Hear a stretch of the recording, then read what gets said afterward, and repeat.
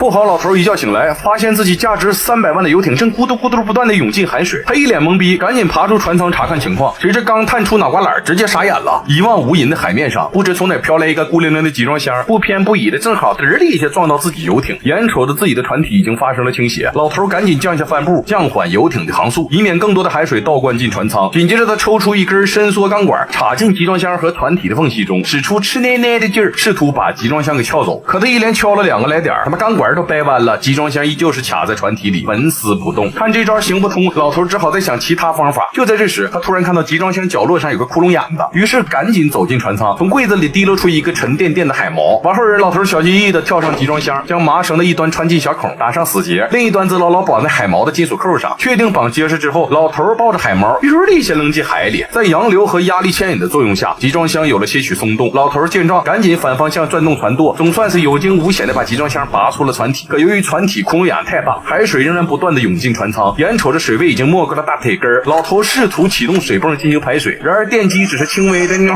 一声，就彻底没了动静。没招了，老头只好冒险升起船帆，顺着海风的方向调转船头，让有缺口的一侧完全露出水面。随着海水不再倒灌进船舱，集装箱越飘越远，老头终于松了口气儿。简单的修整之后，他拆开所有的电子产品，放在甲板上晾晒，接着打开了一瓶502胶水，倒入胶粘剂中，搅拌均匀，涂抹在船体缺口的周围，然后用尼龙丝材料将缺口全部封死，按压紧实，确定不会再涌入海水之后，老头举起一条左腿，用小刀将一端削薄，捅进水泵里手动排水。忙活了整整1天，老头累懵逼了，但是为了求生，他根本不敢停歇，当即取下甲板下的电池，连接到晒干的电台上，想以此进行呼救。可无论他如何转动旋钮，电台只会发出一些滋啦滋啦的电流声，根本无法发出求救信号。无奈之下，老头打算先补充点体力。然而他刚取出案板和菜刀准备做饭，头顶上的甲板开始扑哧扑哧大量渗水，老头脸色大变，赶忙爬出船舱查看，发现刚刚还风平浪静的海面，此刻已经乌云密布。很显然，暴风雨马上就要来了。在海上遇到暴风雨究竟有多可怕？仅仅一波海浪就能将一艘20吨重的游艇整个浪掀翻。船舱里的老头来不及反应，失去重心，咣当一下撞上船柱，当场昏死过去。等他迷瞪的醒来时，发现甲板上就被海浪拍出个大窟窿，倒灌进船舱的海水此时已经淹到了大腿根。老头来不及思考，顶着4级暴风雨艰难地爬出船舱，掏出救生筏准备逃生。只见他把绳子牢牢绑在游艇的栏杆上，然后费劲巴拉地将救生筏扔进海里。看着救生筏飘出一定距离之后，老头使劲蹬了一下绳子，救生筏一的一下开始自动噗噗充气儿。随着救生筏完全展开，老头使出吃奶奶的劲儿将其拉回自己身边，往后眼扑通一下跳到救生筏上，撑起遮雨棚，精疲力尽地昏睡过去。等他再次醒来，海面上已经风平浪静，而拖拽着自己的游艇此时已经下沉大半。于是老头赶紧拉绳子靠近游艇，赶在游艇完全沉没之前，把还没吃完的罐头和能用的物资全部搬到救生筏上，然后便眼睁睁地看着自己心爱的游艇彻底沉入大海。可即便如此，老头依旧没有放弃求生的希望。为了尽快确定自己所处的位置，老头滋盖一下打开急救箱，掏出保存完好的6分仪，通过说明书里使用方法边学边用，完后通过计算坐标，在航海图上标出了自己的大概方位。这时他突然发现自己的正北方向有一条国际航道，只要飘到那儿就有被过路货船发现的可能。于是老头经过5天5夜的漂泊，已经距离航道越来越近。可此刻由于长时间的暴晒，身体已经严重脱水，从游艇上拿来的食物也全部吃完。如果再不想办法补充淡水，那他迟早死在这狭小的救生筏上。可这茫茫的大海上连个船锚都没有，上哪他妈找淡水呀？想到这儿，老头薅紧自己的头发，发出无声的咆哮。然而就在他陷入绝望之际，老头似乎发现了什么，于是猛地掀开遮雨棚，抬头看向天上的太阳。原来他发现在太阳的照耀下，遮雨棚表面的塑料膜竟凝结出一层雾蒙蒙的水珠，而这样老头看到了求生的希望。于是他立刻打起精气神，看向眼前的水桶，掏出兜里的小刀，准备做个简易的淡水装置。老头用刀尖在水桶上扎了个眼，沿着桶边呲啦呲啦割掉其中一面，接着舀入少量海水，铺上一层塑料袋，再放入一个铁罐。经过3个小时的暴晒，桶里的海水慢慢蒸发变成淡水，凝结在塑料袋上。老头见状，赶忙在塑料膜上放了个重物，好让水珠全部流到铁罐里。就这么式，老头在海上漂泊了7天之后，终于喝上了第一口淡水。然而到了晚上，熟睡中的老头突然被汽笛声惊醒，他抬头一瞅，发现眼前竟有一艘巨型货轮正在缓缓驶过。于是老头赶忙翻出信号弹，朝着天空 biu 的接连发射。霎时间，整个天空都笼罩着一片红光之下。可直到老头打光了所有的弹弹，货轮丝毫没有停下的意思。看着货轮上的光点离自己越来越远，老头彻底陷入绝望，扑通一下跪倒在救生筏上，放弃了求生的念头。这死亡带来的恐惧却一直提醒着他，如果再努力一把，或许还有生还的可能。于是老头不停地打量着救生筏上的东西，寻找其他能够吸引货轮注意力的方法。这时他突然想到箱子里有个6分仪说明书，顿时有了主意。只见他将说明书一张张撕掉，揉搓后再扔回箱子里，往后滋啦一下点燃最后一根火柴，将书页点燃。可无论老头把火烧得多旺，货轮始终都没有停下来的迹迹象，反而是一阵海风掠过，直接把燃烧的火焰吹出了箱子。看着自己赖以生存的救生筏被烧作一团，老头顿时慌了，赶紧扯下遮雨棚试图灭火。谁知一个没站稳，往后一仰，扑通一声干海里去了。一瞬间，冰冷的海水夹杂着无尽的绝望，将老头全身包裹，彻底浇灭了他最后一丝求生的意志。于是老头呆呆地望着海面上燃烧殆尽的救生筏，索性放弃了挣扎，任由身体自由下坠，沉进无望的海底。然而就在老头即将失去意识时，救生筏旁边突然冒出了一丝光亮。老头见状，立刻睁大眼睛，发现是一艘闷闷挺着在海面上进行搜救。于是他的求生之火再次被点燃，哪怕用尽全身的力气也要奋力游向海面。最终在探照灯的指引下，老头顺利抓住救援人员的手，成功获救。